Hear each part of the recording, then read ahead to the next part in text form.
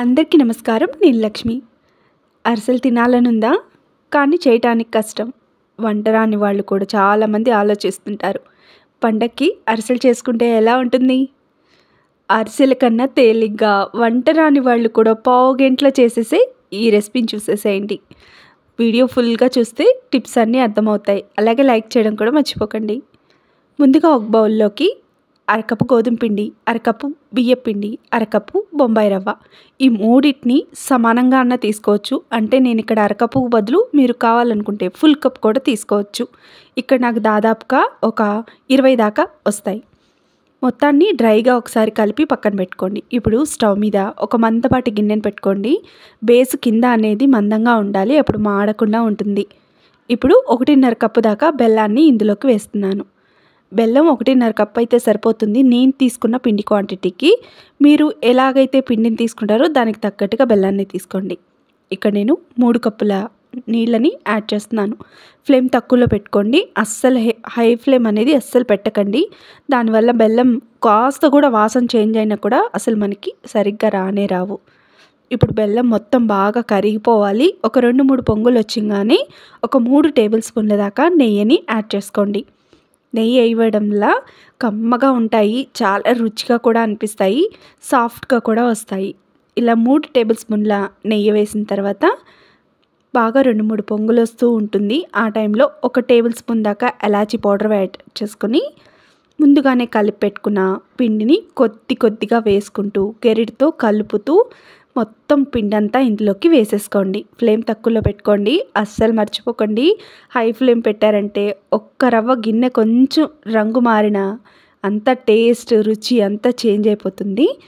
Flame తక్కువలో పెట్టుకుని కాస్త గట్టి పడేంత వరకు ఉంచుకుని, ఇలా గట్టి పడితే చాలు. ఇప్పుడు స్టవ్ ఆపేసేసుకుని మూత పెట్టేసి పక్కన పెట్టేసుకోండి. ముందు వేడి మీదే బాగా కలపండి, ఎక్కడ ఉండలు కట్టకూడదు. మనకి బొంబాయి రవ్వ ఈజీగా ఉండలు కడుతుంది కాబట్టి గెరితో బాగా కలిపేసి మూత పెట్టి ఇలా పక్కన పెట్టేసుకోండి. ఒక 5 నిమిషాల తర్వాత పిండి చూసుకుంటే సాఫ్ట్గా ఉందా లేదా అనేది ఒకసారి చెక్ చేసుకోండి. ఒకవేళ సాఫ్ట్గా లేదు అనిపించినట్లయితే నెయ్యి వేసుకుని బాగా చేత్తో మర్దన చేసుకోండి. ఇప్పుడు చూసారు కదా మంచిగా ఉండగడుతుంది. ఇప్పుడు స్టవ్ అంటించేసుకుని డీప్ ఫ్రైకి సరిపడా ఆయిల్ని స్టవ్ మీద పెట్టేసుకోండి. కొంచెం అయితే సరిపోతుంది, నూనె ఎక్కువ పట్టదు మనకి డీప్ ఫ్రైకి, ఎందుకంటే ఇక్కడ మనం చిన్నవిగా చేస్తున్నాం కాబట్టి. ఒకవేళ మీకు ఇష్టమైతే పెద్దవిగా అరిసెల సైజులో కూడా చేసుకోవచ్చు.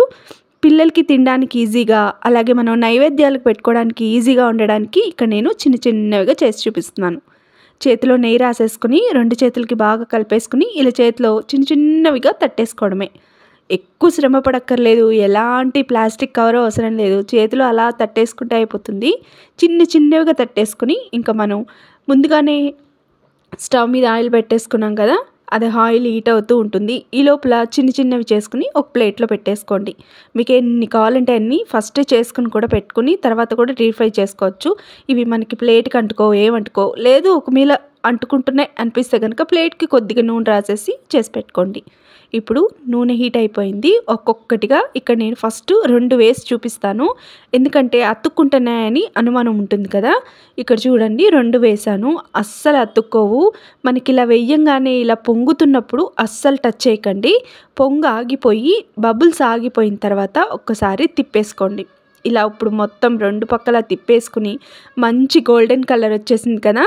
ఇప్పుడు చిన్న గుండు గెరిట తీసుకుని ఎక్సెస్ ఆయిల్నంతా ఇలా ఒత్తేసుకోండి. మనం ఒత్తినా కూడా పొంగే ఉంటాయి, అస్సలు మెత్తబడిపోవు. ఇవి ఖచ్చితంగా ఒక 3-4 రోజులు మాత్రం మీకు స్టోర్లో ఉంటాయి. ఆ తర్వాత అయితే నిల్వ ఉండవు.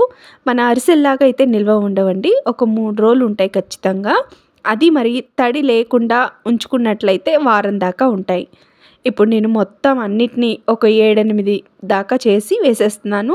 చూసారంటే ఎక్కడ అతుక్కోకుండా మంచిగా పొంగుతూ కాగిపోతాయి.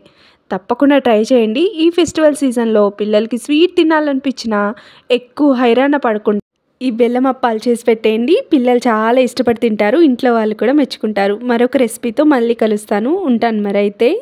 Thank you.